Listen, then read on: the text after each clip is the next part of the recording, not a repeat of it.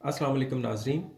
नाज़रीन, आज हम आपको इंस्टा गीज़र के बारे में सारी मालूमात देंगे।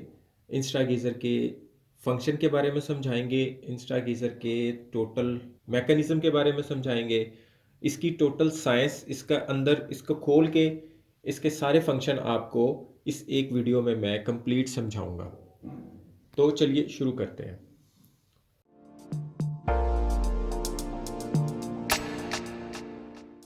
नाज़रीन, इसमें ये 3-4 चीज़ें होती हैं। अभी हम इसको खोल के भी डिस्कस करते हैं, बाहर से मैं आपको समझा देता हूँ। ये इसका बैटरी सेल का कंपार्टमेंट है। इसमें इसके सेल होते हैं जो इसको ऑटोमेटिक चलाते हैं। ये इसका इनलेट पाइप जहाँ से ठंडा पानी अंदर जाता है गीज़र के अंदर। ये इसका आउटपुट पाइप है, यहाँ से गर्म पानी वापस आता है टैप में। ठंडे पानी का ये हो गया, ये गर्म पानी का हो गया। और ये तीसरी चीज़ इसके गैस के पाइप की है। ये इसके आगे नोज़ल खुद लगाई गई है और यहाँ पे गैस का पाइप आप लगा देते हैं और उसके बाद ये गीज़र अपनी वर्किंग कंडीशन में आ जाता है, जैसे ये ऑन करते हैं उस तरह। ये नाजरीन, हर गीज़र में 3 नॉब्स होती हैं, मोस्टली सब में 3 नॉब्स होती हैं। इसमें अब ये जिस पाइप के ऊपर लगा हुआ है, आप खुद देख लें कि यहाँ से पानी अंदर जाता है और ये पानी पानी का है। ये आपके वाटर एडजस्टमेंट है, यहाँ से आप पानी कम या ज़्यादा इसकी गीज़र के अंदर भेज सकते हैं। उसके बाद इस वाले पाइप के सामने ये वाली नॉब लगी हुई है। मैं आपको इसका सीधा सीधा तरीका बता रहा हूँ, ऊपर से पढ़े बगैर भी आपको पता चल जाएगा। तो यहाँ पे आप इस पानी को ठंडा या गर्म, आपको गर्म चाहिए या ठंडा चाहिए, वो आप यहाँ से इसका स्विच ऑन ऑफ कर सकते हैं। ये इधर विंटर पे है, इधर समर में है। गर्मियों में इधर कर लें, आपको ठंडा पानी मिलता रहेगा। विंटर में इस साइड पे कर लें तो आपको यहाँ से इसका स्विच ऑन हो जाएगा और गर्म पानी आना शुरू हो जाएगा। उसके बाद ये गैस गैस वाली नोजल के बिल्कुल ऊपर जो स्विच लगा हुआ है वो गैस की एडजस्टमेंट का है। ये सीधी सी मतलब इसका नॉर्मल सा सीधा सा फंडा है कि जिस पाइप के ऊपर जो बटन लगा हुआ है वो उसको वर्क कर रहा है। ज़्यादा अगर आपको इसकी डिटेल की समझ ना आए तो ये इसका सीधा सा तरीका है। यहाँ से आप गैस की एडजस्टमेंट कम या ज़्यादा कर सकते हैं कि आपको कितना इसका बर्नर, कितना फ्लेम कितना चाहिए इसमें। जैसे दूसरे गैस गीज़र में फ्लेम की एडजस्टमेंट नहीं होती, वो एक ही फ्लो में चलता है, या इसमें आप गैस के फ्लेम को कम या ज़्यादा इसको कर सकते हैं।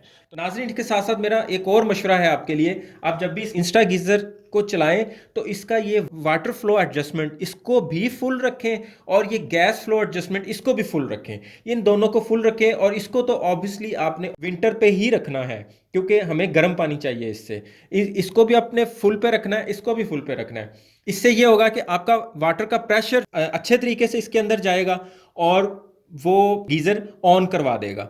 सबसे ज़रूरी इसका प्रेशर है। उसके बाद आप इसके बर्नर को भी फुल पर रखेंगे ताकि आपको जल्दी से इसका ये नाज़रीन, ये 6 लीटर का हमारा गीज़र है। 6 लीटर का मतलब है कि 1 मिनट में आपको 6 लीटर पानी गर्म ये टैप से देगा। लेकिन वो इस सूरत में कि अगर आप इसका बर्नर फुल पे रखेंगे तो। नाज़रीन, ये एक और बात आपको साथ साथ बता दूं कि ये गीज़र पूरे घर के लिए ना काफ़ी होता है। ये इसको कोशिश करें एक बाथरूम में एक यूज़ करें, किचन में एक यूज़ करें। किसी भी एक बाथरूम के लिए एक लगाना ठीक है।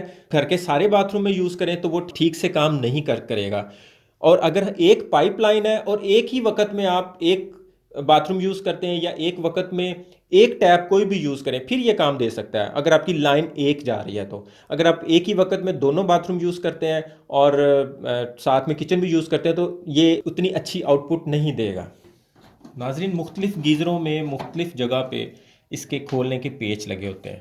किसी के यहाँ पे इस जगह पे नीचे लगे होते हैं। आपने ये देख लेना है, चेक कर लेना है कि ये इसका ऊपर वाला टॉप जो है वो उसके पेच कहाँ पे लगे हुए हैं, बस वो आपने खुद देख लेने हैं। ये इसका ऊपर एग्जॉस्ट होता है। कुछ गीज़रों में ये हार्ड प्लास्टिक का बना होता है, कुछ में ये लोहे का आता है। इसके बाद इसकी ये नॉब्स उतार लें।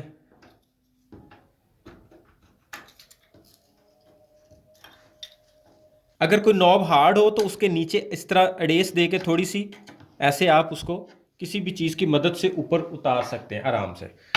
पेच हमने इसके खोल लिए हुए हैं। अब हम इसके कवर को उठाएंगे। और नाज़रीन, कवर उठाते वक्त एहतियात करनी क्योंकि कवर के ऊपर एक डिजिटल मीटर लगा होता है जो मैं आपको अभी बताना भूल गया हूँ।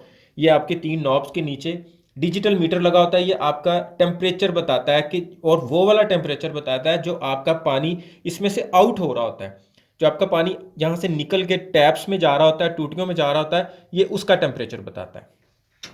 तो नाज़रीन इसके इस मीटर की तारें अंदर लगी होती हैं।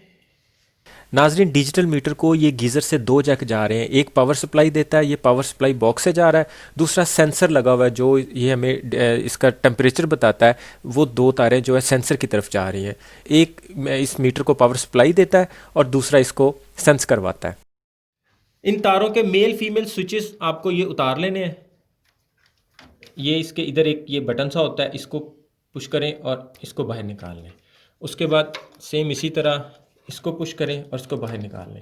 और नाज़रीन इनकी तारें उतारने में कोई इशू नहीं है, बस थोड़ी सी एहतियात कर लें। अगर आप ये खोल रहे हैं तो इसको थोड़ी सी वीडियो बना लें, तस्वीरें बना लें, इसके ये प्लग उतारते वक्त तस्वीरें उतार लें।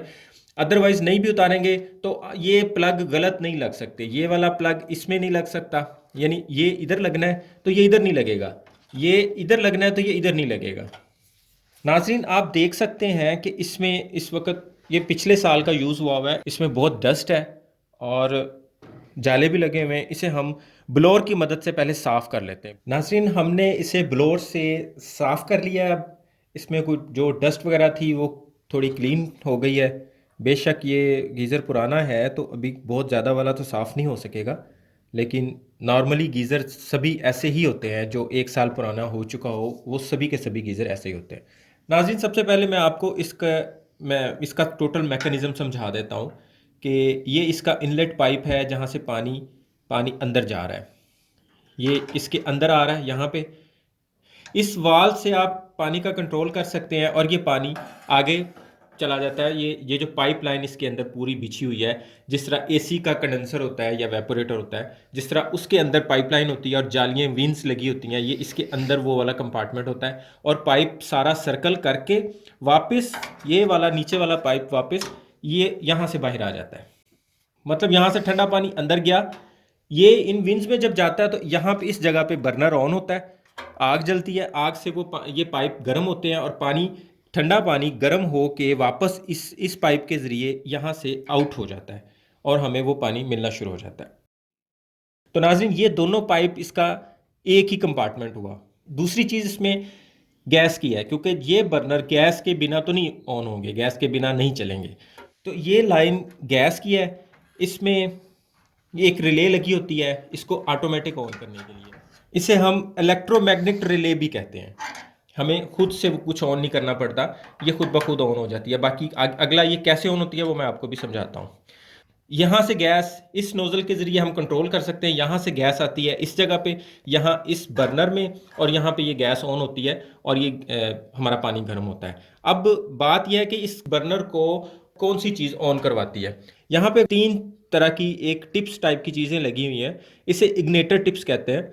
ये इग्नेटर यहाँ पे स्पार्क पैदा करता है, इस जगह से और इस जगह में आपस में इसका स्पार्क पैदा होता है और फिर ये आपका बर्नर का शोला इस स्पार्क की वजह से ऑन हो जाता है। स्पार्क कौन सी चीज़ पैदा करती है, ये स्पार्क यहाँ सर्किट बॉक्स से आपका यहाँ करंट आता है और ये स्पार्किंग पैदा होती है। ये इसका सर्किट बॉक्स है जो हमारे इस सेल के साथ अटैच है। इस सर्किट बॉक्स को इस सेल 3 वोल्ट आ रहे हैं, इस सेलों से इसमें 3 वोल्ट आ रहे हैं और ये सर्किट बॉक्स यहाँ पे इग्नेटर ऑन करता है और हमारा बर्नर ऑन हो जाता है जब यहाँ पे गैस आ रही होती है और जब यहाँ से पानी इन होता है। नाज़रीन गीज़र के बारे में मैं आपको एक दो बातें बता दूं कि ये गीज़र कम गैस पे और कम पानी के प्रेशर पे नहीं चलता। ये सिर्फ उन इलाकों में कामयाब है जहाँ पे आपका पानी का प्रेशर तो मोस्टली सब घरों में ठीक होता है, लेकिन जहाँ पे गैस भी ठीक हो ये वहाँ पे चलेगा। कम गैस वाले एरियाज़ में ये आपको एलपीजी गैस पे, सिलेंडर वाले गैस पे चलाना पड़ेगा, लेकिन वो भी इतना महंगा नहीं पड़ता। एक पर्सन का एक माह का ऑलमोस्ट खर्चा 1 किलो गैस है, 1 kg गैस एक पर्सन को खर्च होती है। अब आगे आप खुद हिसाब लगा लें कि आपके घर में कितने लोग हैं और उसको मल्टीप्लाई कर लें गैस से कि गैस कितनी लगेगी आपकी। तो इससे कम ज़्यादा भी हो सकता है, ये आपके डिपेंड करता है कि आप पानी कितना गर्म करते हैं और कितना यूज़ करते हैं, आपकी यूजेस पे भी डिपेंड करता है। इससे ज़्यादा भी हो सकता है, इससे कम भी हो सकता है। आगे चलते हैं जी। नाज़रीन जब यहाँ से ठंडा पानी आपका इस पाइप के अंदर इन होता है तो इसके अंदर एक मैग्नेट वाल्व होता है जो पानी के प्रेशर से मैग्नेट वाल्व ऊपर उठ जाता है। जब वो मैग्नेट कॉइल इसके आगे आती है तो ये मैग्नेट सेंसर ऑटोमेटिकली ऑन हो जाता है और ये इस सर्किट को करंट देना शुरू कर देता है और ये सर्किट जो है वो आगे अपना प्रोसेस शुरू कर देता है और उसके बाद आपका गीज़र झट से ऑन हो जाता है। जब आपने देखा होगा आप टैप खोलते हैं साथ ही गीज़र ऑन हो जाता है, वो यही चीज़ है कि यहाँ से पानी जब टैप खोलेंगे डेफिनेटली यहाँ से पानी अंदर जाएगा। जब अंदर जाएगा तो वो पानी के प्रेशर से ये मैग्नेट कॉइल जो ऊपर उठेगी तो ये इस मैग्नेट सेंसर के आगे आएगी और मैग्नेट सेंसर ऑटोमेटिकली ऑन हो जाएगा और फिर आपका प्रोसेस गीज़र ऑन हो जाएगा और प्रोसेस शुरू हो जाएगा। तो नाज़रीन ये आप देख रहे हैं कि इस पाइप के साथ ये एक वाल्व अटैच है और ये इधर पानी जा रहा है, लेकिन आप ये देख रहे हैं कि ये भी एक इधर से भी कुछ आके ये इसके साथ अटैच हुआ हुआ है, लेकिन ये इस यहाँ पे सिर्फ इसकी सपोर्ट के लिए ये यहाँ से बंद है। यहाँ से जो गैस है वो इसके अंदर बिल्कुल ही नहीं जा रही। ये गैस का पाइप है, ये पानी का पाइप है। ये गैस यहाँ से आके सिर्फ यहाँ पे आती है और बर्नर में चली जाती है। ये आगे से पाइप यहाँ से बंद है, ये सिर्फ इसकी सपोर्ट के लिए इसके साथ लगाया गया। ये दो पेज इसकी सपोर्ट के लिए लगाए गए हैं। उसके बाद नाज़रीन इसकी नेक्स्ट स्टेप पे आ जाएं तो इसका ये सेंसर नुमा ऑन ऑफ स्विच होता है, यानी ये अगर ठीक नहीं है तो आपका गीज़र ऑन नहीं करवाएगा क्योंकि इसका भी करंट जो है वो सर्किट के अंदर जा रहा है। इस गीज़र में ऑन ऑफ के 3 स्विच लगे होते हैं। नॉर्मली आपको सिर्फ एक स्विच नज़र आता है जो यहाँ बाहर लगा होता है, लेकिन इसके अंदर 3 स्विच होते हैं। फर्स्ट एक तो यही मेन वाला तो यही है, लेकिन अगर आपका ये सेंसर ख़राब है तो ये भी समझ लें स्विच है और ये आपको स्विच ऑन नहीं होगा और आपका गीज़र ऑन नहीं होगा। दूसरा इसके अंदर एक ये थर्मोस्टेट होता है, ये वाला। ये नाज़रीन थर्मोस्टेट मुख्तलिफ गीज़रों में मुख्तलिफ जगहों पे लगा होता है। ये आउटलेट पाइप पे ही लगा होता है। ये आपने खुद देख लेना है कि ये किस जगह पे है, यहाँ पे है, यहाँ पे है, इधर है, इधर है, ये कहाँ पे है। जब तक ये ऑन नहीं होगा तब तक आपका गीज़र ऑन नहीं होगा। मैंने आपको बताया कि इस गीज़र में 3 स्विच होते हैं, 3 बटन होते हैं, वो तीनों जब तक ऑन नहीं होंगे तब तक आपका गीज़र ऑन नहीं होगा। आप मोस्टली ये होता है कि आप सारा गीज़र चेक कर लेते हैं लेकिन इस थर्मोस्टेट की तरफ किसी का ध्यान नहीं होता। ये जब बहुत ज़्यादा पानी गर्म हो जाता है तो ये ऑटोमेटिक सर्किट कट कर देता है और आपका गीज़र बंद हो जाता है। अगर ये ख़राब है तो ये ठंडे पे भी सर्किट कट किए रखता है, इसलिए इस स्विच को भी चेक कर लें। नाज़रीन इसमें मैं आपको बता दूं, इसमें एक ये इग्निटर होता है, एक ये होता है, यानी स्पार्किंग के लिए 2 पॉइंट्स होते हैं जिनके आगे ये एक पॉइंट लगा होता है जिसके साथ बॉडी के साथ ये स्पार्क करता है, जैसे हमारी मोटरसाइकिल का प्लग करता है। ये इसमें करंट बनाता है और बॉडी में ऑलरेडी करंट होता है तो इसके साथ स्पार्किंग शुरू कर देता है। इसलिए ये 2 पॉइंट स्पार्किंग के लिए होते हैं। बर्नर को आग देने के लिए जो जैसे हमारे दूसरे गीज़र में पायलट का काम होता है ना, वो ये इग्नेटर करते हैं। और सेम लाइक जैसे दूसरे बड़े वाले गीज़र में थर्मोकपल होती है, पल्स जिसे कहते हैं, वो वाला काम ये वाली एक वायर करती है।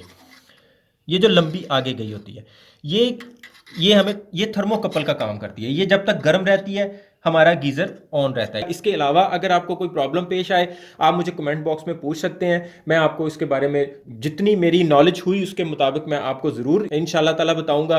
आपके मसले का हल निकालने की कोशिश करूंगा। मेरी वीडियो को लाइक कीजिएगा, दोस्तों में शेयर कीजिएगा और सब्सक्राइब तो लाजमी ही कीजिएगा। बहुत बहुत शुक्रिया। अपना ख्याल रखिएगा। अल्लाह हाफिज़।